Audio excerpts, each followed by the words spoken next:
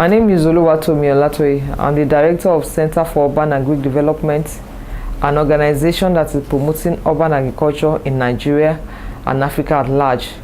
We believe that Africa can achieve food security if all of us are involved in food production. We're looking at a situation where nobody goes to sleep without food in Africa. Nobody goes to bed without food in Nigeria. It's attainable, we can do it. And this session, my session on this TV, I'll be teaching us various things that we can raise or produce within our backyard. We are going to focus on home gardens. We are going to focus on home farms. We are going to focus on food from the backyard. And we'll see how this food from the backyard can also help us to contribute our quota to food production in Nigeria and Africa at large. The first question you might ask, I want to ask every one of us is, do I need to produce some of my own food? We might not be able to produce everything, but we can start somewhere. If it's only vegetables that you can produce, you can do that. So I'm going to teach us, I'm going to teach us different things to raise at our backyard. But first of all, I will share with us why it's important to have a backyard farm. Why is it important for me to produce some of my own food? Why is it important for me to also contribute my quota to food development in Nigeria and Africa at large? The first thing I will consider is the food from your backyard stays fresh. It's fresh. Fresh in the sense that you are in charge of production, you are in charge of harvest, you are in charge of all the processes that go into that food production. So when you harvest from the backyard, directly you just take it to your kitchen and it's fresh. You are in control, you are in charge. Unlike what we buy in the open market, you are not in control, you don't know where the food is from, you don't know all the processes involved in producing that food. So the first advantage I will share with us about home gardening is your food will taste fresh. And when it tastes fresh, it means it's better. I hope you agree with me. If something is fresh, it means it's better than what you buy in the market. So the food from your backyard, it's better in the sense that you have made up your mind that you are not going to grow with chemicals. It's going to be chemical free. So it's safe, it's fresh, and it's better. Apart from being good, being fresh and being better, the other thing that can help you as a backyard farmer is you also save money on food. Most of us, we don't have a budget on what we spend on food. We don't have an idea, or we just buy and buy and buy. And I want to say that on the average in Nigeria, and a family of 4 will conservatively spend about 5,000 or more. I'm just trying to be very conservative in a month on buying pepper and vegetables alone. So instead of spending that amount on a monthly basis, once you have a garden and you plant all the things that the family will eat, or some of the things that the family will eat, instead of spending that money, you are saving money. Just create a scenario. The first month I saved 5,000. Second month, in a year, it means that you can save 5,000 times 12. That's about 60,000 naira that you have saved on vegetables, which you can use on other things. So a backyard farm will help you to save money on food. It will help you to save money on food. You know, when we all talk about wealth creation, we think wealth creation is all about making money. Wealth creation is also about making money and also saving money. Some people, they make money, and as they're making it, they're spending it. The money is going out. So at the end of the day, they are not wealthy, they are not rich. But in a situation where you make money and you keep it, that's the wisdom. So when you have a farm, a garden at home, instead of spending all the money that you make, you save a lot of money by just eating from your backyard. And I want to also say this: apart from saving money on food, you're also saving money on logistics. Just imagine I want to eat ugu or vegetable, any type of vegetables. I have to travel from my house to the market. Go to the market, I have to fuel my car. If I'm driving, I fuel my car to go to the market. When I get to the market, there's some shopping mall or market where you have to pay to park. I'll pay to park. I'll go down, I'll buy the vegetables and other things. I'll drive back to the house. In the process of just buying little vegetables, I must have spent more than the cost of vegetables. So at the end of the day, I've spent money to buy food, and I've spent so much on logistics. Even if you have to call somebody to bring the food for you, you have spent something. But if I have a garden, I don't have to do that. I don't have to travel to go and buy something in the market. I don't have to move from my house to anywhere. I just go behind my house without paying for fuel, without taking a transport, just a little stroll to my backyard. I will harvest whatever I want to harvest and cook. So that's another thing that we must learn from there. Then I also want to teach us a concept that I believe so much that if every household can hold on to this concept to help us. I call the concept FAITH, is faith concept. Faith concept, FAITH. The faith concept means food always in the house. The F stands for food, the A stands for always, the I stands for in, the T stands for the, and the H stands for house. If we all embrace the faith concept, it means that there will always be food in our houses. There will always be food, because that's what the concept is all about. Food always in the house. So ask yourself, do I have food in the house? Some of us, until we go to the market, no food in the house. Until somebody brings something for us, no food in the house. But if you have a garden, you are sure that food always in the house. You might not have everything, but you have some. I remember there was a time, I live in Akure, the southwest part of Nigeria. There was a time there was fuel scarcity in Nigeria, and people going to the market was difficult. Almost half of the market were closed down. But do you know the saving grace?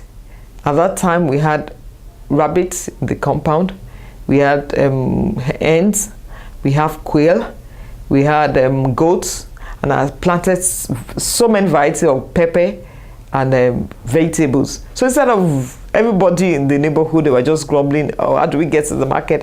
We just went behind the house, took one rabbit, killed. That was my first time of eating rabbit. We smoked it and ate it, and we were like that for almost 5 days without going to the market, and we were eating from the house. So if we embrace the faith concept, you find out that you always have food. You will never be stranded when it comes to food. Just like the United Nations Sustainable Goals, number 2 talks about zero hunger. I believe in that concept. I believe as a nation, as a family, as a continent, we can achieve what we call zero hunger. Zero hunger means nobody goes to bed without food. If we embrace food always in the house concept, then you always have food in the house. So apart from saving money on food, you can also make money from your garden. I teach on gardening for wealth and for health, gardening for income and for food. So if I have a garden, I've just discussed gardening for food. Now I want to discuss gardening for income.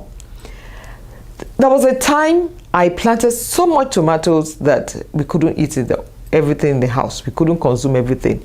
Though I didn't sell, I took some of it and gave it to my neighbor. I distributed it to all the people on the street, and all the people on my street, and they were glad. Just imagine if I had to sell that. That would have been additional income for me. So a family can decide to eat some of the food and sell some.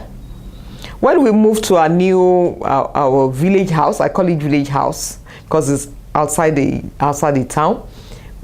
In my house, I have so many herbs and vegetables. I just realized that people come around and ask for one thing or the other. When they see a plant, they say, please, we need this plant. And I just give them.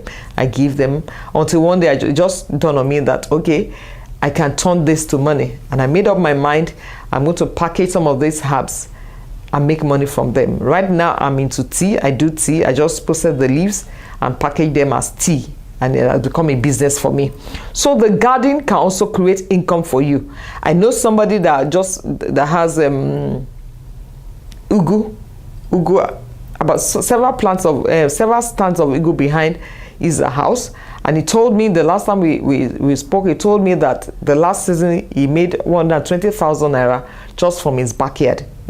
All of us can make money from our backyard.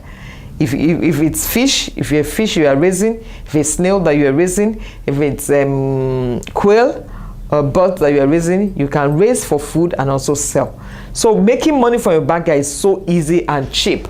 You don't need to, you might not even employ everybody. I always tell people, when you have a backyard farm, involve everybody in the family. You involve daddy. Daddy might not like it, but along the line, daddy will fall in love. Bring daddy in, bring mommy in, bring all the kids in, and you find that everybody's enjoying. You don't have to pay anybody to do that for you. And before you know, money is coming in. I know a lot of people that are making money from that backyard. I know there was a time we just planted soursop in my compound. I had about 5 stands. And on my website, I advertise some of the herbs I sell. One day I received a call from an Indian from Lagos, and he said, please, can I have soursop leaves? Can I buy from you? And I said, why not? And at that time, I was selling 120 leaves, raw leaves, for 3,000 naira. And the man was buying almost every week. I would package and send to Lagos. I would package, and just from 1 or 2 trees. It didn't cost me anything, and I was enjoying the cool money. So all of us can actually make money from our backyard. So you can see that your backyard farm is so important. Apart from giving you food, it can also give you income. And I want to say that your backyard farm will also give you variety. When I say variety, I mean if I decide to eat okra in the morning, I decide to eat something else in the afternoon, I decide to eat Indian spinach in the evening, I don't have to keep going to the market, or I don't have to buy and keep in the freezer. All I have to do is just go behind my house, because I've been able to plant variety of vegetables. So that with the access to variety of vegetables, it means that you can eat variety. You can eat as many types of vegetables as possible, which I believe is also very healthy. There are times I cook in my house. I cook about 4-7 vegetables together, and my children, all of us, we just enjoy it. So you have opportunity to eat variety, and when you're eating variety, it means you are also indirectly you are improving your health status. So a backyard farm can help you to improve your health status, because you have access to fresh organic vegetables or animals. I have a book. It will be out before the end of the year by the grace of God. The title of the book is Create Your Own Backyard Pharmacy. Instead of rushing to the hospital, instead of rushing to the pharmacy, just go behind your house and pick 1 or 2 herbs to treat yourself. So a garden can also help to improve your health status. When you eat well, most of the green plants that we plant there are antioxidants, and antioxidants are very good for our health. It boosts your immunity, it helps you increase your, it normalizes your sugar level. So many things can happen to you. So many good things will happen to you when you eat fresh from your garden. So your garden will also help you to increase your health status. Your garden will also help to build relationships. My garden has helped me to make so many friends in Nigeria, outside Nigeria, online and everywhere. Do you know what? Some people come around, I just knock at the door and say, please, can you tell us what this, we can see a plant in front of your house, please, can you tell us about it? And I just take my time and discuss with them. Some of them will say, okay, please, can you, before you know it, you make friends. That's what herbal garden can do for you. There are times when I'm traveling or I'm in another environment and I see a plant that I love. I just pack and go to the house and knock and tell them, good afternoon, please, I like herbs. What's the name of this herb? Before you know it, I've built a relationship. So a garden can also help you to build a community relationship. Your neighbors can come around to ask questions about herbs. You can go to your neighbor to ask questions. So you are building a relationship. A garden can also help us to invest in the future of our children, to invest in the future of our children and the future of a nation. What do I mean by that? Food production in Nigeria, it should be everybody's responsibility. And when I'm producing food in my house and they are chemical free, I'm helping directly, I'm building the immunity of my children. because they are eating right. And when they are eating right, that means they'll be healthy. I'll be healthy, my children will be healthy. So in future, because they grow up with that concept, you find that it will be easy for them to also have a garden, to also promote gardening, to also eat fresh from whatever they produce in their compound, because it's a lifestyle for them. So I'm investing in their health future. I'm also investing in the nation too, because indirectly or directly I've contributed to food production in my country. So you can see that with the combination of all the things I've said, I'm sure you can pick one or two things that will help you, that will encourage you to have a garden. A garden, it's not when you know that times when you go to people's that you see a lot of flowers. Well, I'm not against flowers. I love flowers. I love beautification. But apart from growing flowers, let's step ahead and also grow food. We can all grow food. We can all grow food. I did my master program in Lagos, University of Lagos, by the grace of God, and my project was on vegetable production in Lagos State. I was so surprised by the data that we collected on vegetable production in Lagos State. Lagos State is an urban city. It's urban, and you know, when you say urban, you don't expect any agricultural activity to be taking place. But I was surprised the volume of agricultural activity that was going on in Lagos State at that time. And I made up my mind, okay, if Lagos State can produce this type of data, then everywhere in the world, everywhere in the country, everywhere in Africa, we can also do the same. And I made up my mind that I'm going to encourage urban people to go into agriculture. When we're growing up, when you talk about agric, the only thing that comes to your mind is going back to your village or going to a rural setting, which most of us all don't want to do. It's like the young people just want to stay in the city and enjoy all the comfort of the city. But now I discovered that people in the city can actually grow their food in that little space that you have. So I made up my mind, I'm going to promote urban agriculture in Nigeria, and I started 2003, and I've been actively promoting urban agriculture, and I will still continue to promote urban agriculture in Nigeria and outside Nigeria.